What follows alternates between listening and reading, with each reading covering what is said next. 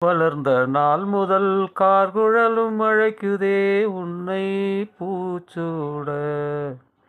மயக்கம் ஏனடி பூங்குயிலே தவிக்கிறேனடி நான் கூட. விளக்கு வைத்தால் துடித்திருப்பேன், படுக்கையில் நான் புரண்டிருப்பேன்.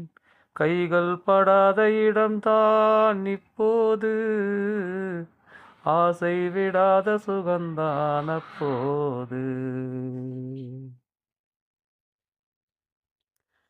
மழைக்கு ஏங்கிய மாந்தளிரே, உனக்கு நான் சிறு தூறல்தான்.